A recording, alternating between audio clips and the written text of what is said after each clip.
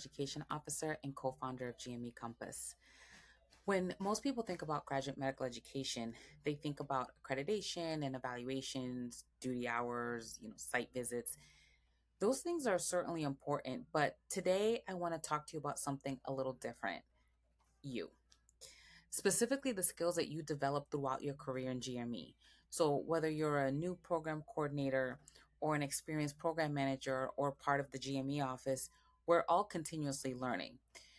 One thing that I've learned is that becoming successful in GME isn't about knowing everything. It's about continuously building your skill set. I like to think of those skill sets as tools in your GME toolbox.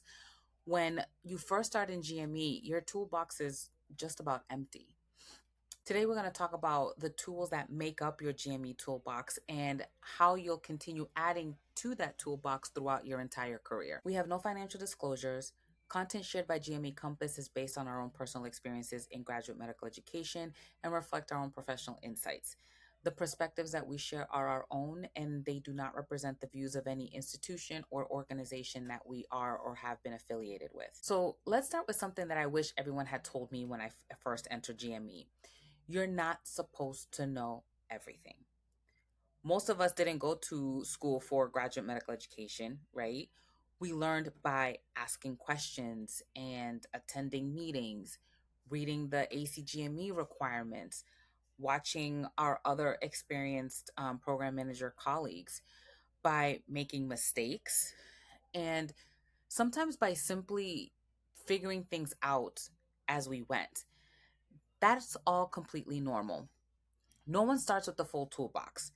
Your toolbox is built one experience at a time. Every accreditation cycle, committee meeting, every difficult conversation, every process that you improve, every challenge that you work through, each one adds another tool to your toolbox. The goal isn't to know everything. The goal is to keep building your toolbox throughout your career. Let's start with the tool that serves as the foundation for everything else: your accreditation knowledge. The first tool is your foundation. That's your accreditation and regulatory knowledge. Everything we do in GME connects back to accreditation. The tool includes understanding the ACGME Common Program requirements, also understanding your specialty specific program requirements, ADS, institutional and also program policies, and also having an understanding of site visits. Notice I didn't say memorize them. None of us have every requirement memorized. The goal is knowing where to find the answers and then becoming comfortable using the requirements to guide your decisions. The more we use this tool, the more confident that you're going to become. When I first started in GME, the ACGME requirements felt very intimidating.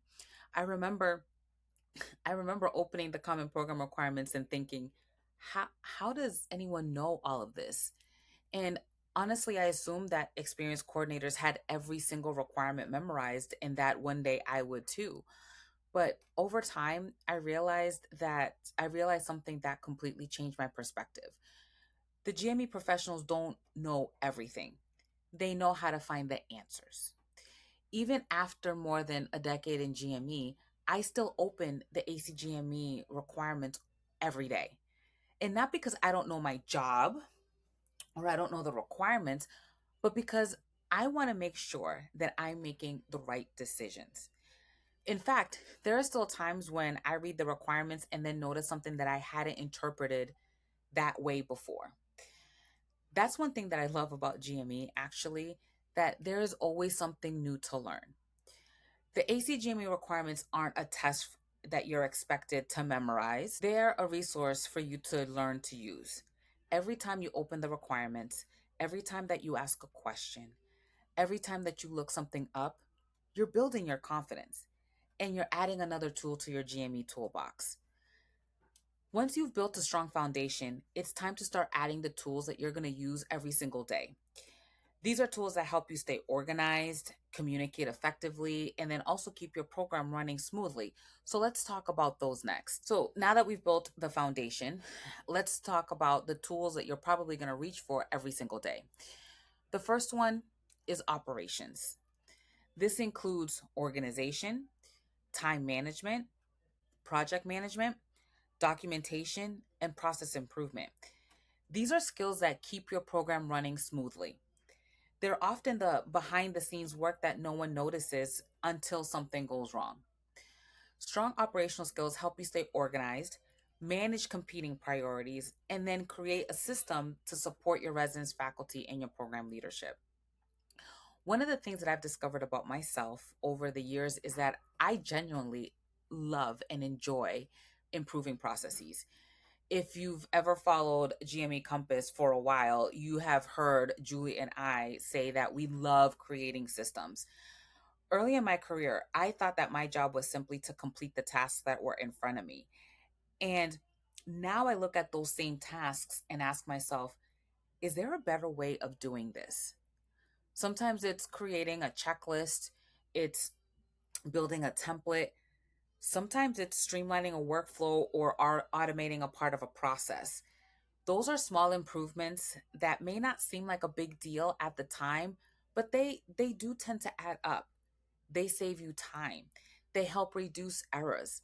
They make life for everyone involved a lot easier. Being good at GME isn't about getting the work done.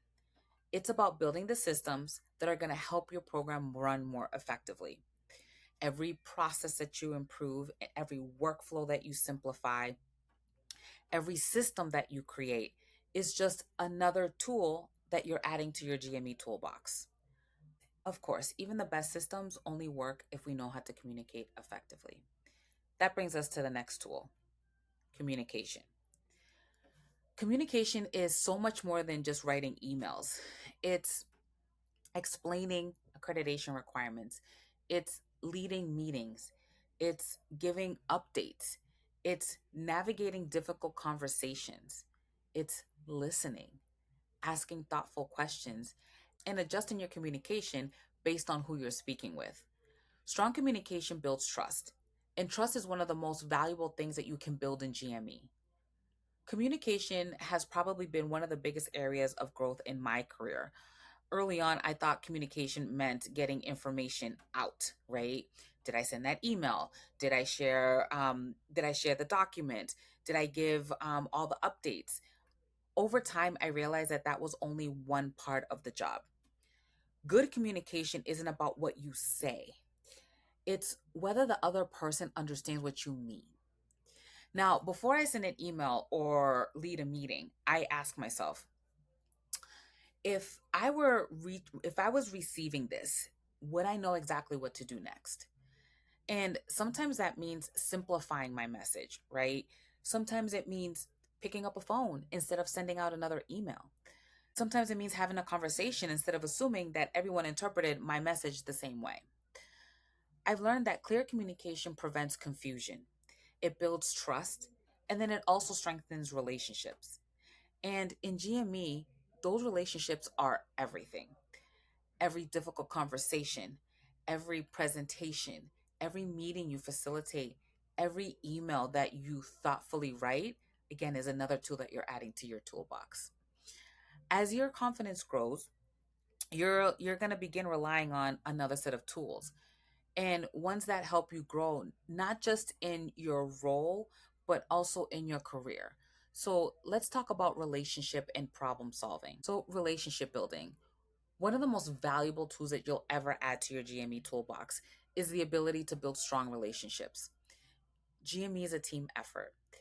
Every day we work alongside our residents and fellows and faculty, program directors, the GME office, and colleagues across our institution. The stronger that those relationships become, the stronger our programs become. Relationships are built through trust. They're built by listening, following through, being dependable, and then showing that you're someone that others can count on. If I could go back and give myself, my younger self, one piece of career advice, it would be invest in your relationships. I have, but that was just organic for me. Like, right? But I would tell my younger self to actually make it a priority to invest in your relationships. Some of the biggest opportunities in my career did not come from submitting an application for, to become vice chair. They came from people who knew me, trusted me, and more importantly, believed in me. Those relationships weren't built overnight.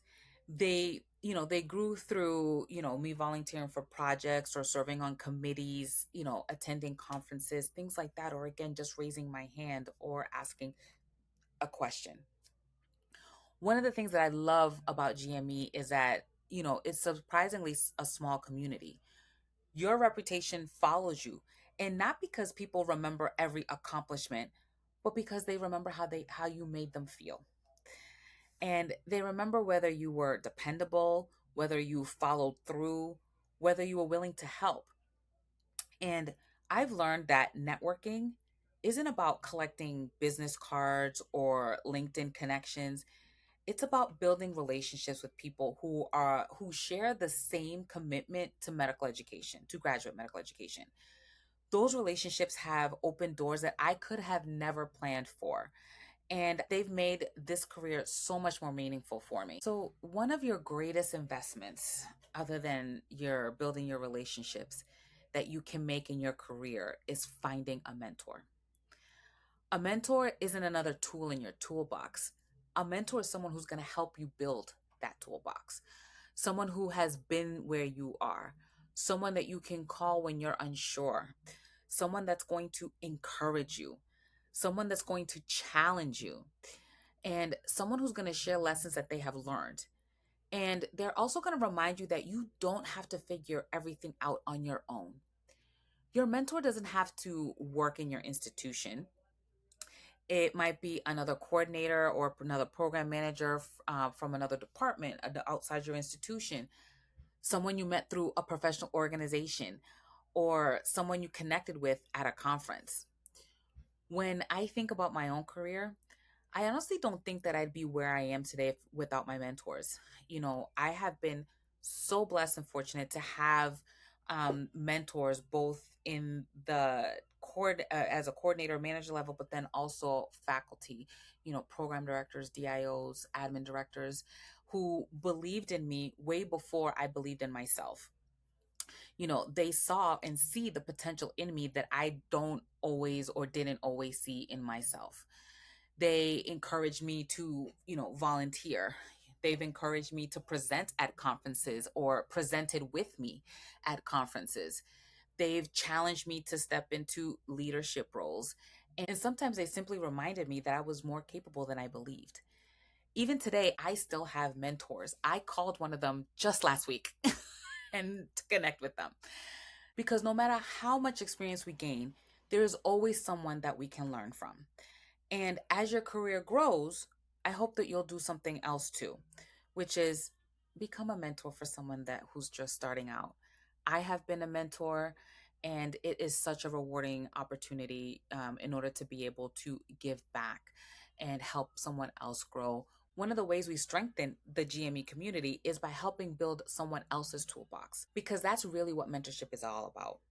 It's helping someone become the professional that they've been capable of becoming. As we wrap up today, I want to leave you with one final thought. Your GME toolbox is never finished. Every experience, whether it's a success or a challenge, a new responsibility, or a lesson that you've learned, it adds another tool. So don't worry about having a full toolbox today. Instead, I want you to ask yourself, what tool am I building right now? Maybe it's strengthening your accreditation knowledge or becoming a better communicator. Or maybe it's improving a project management skill.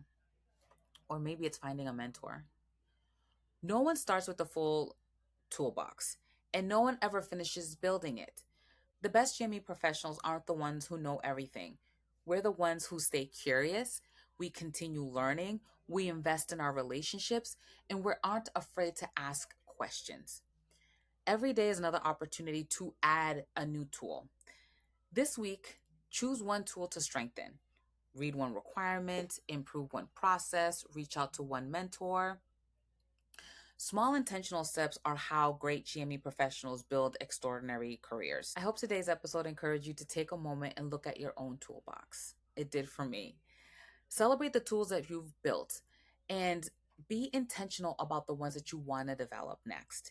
Because every tool you add doesn't just make you better at your job, it helps you better support your residents, your faculty, your program, and ultimately the future of graduate medical education. So, thank you for joining me today.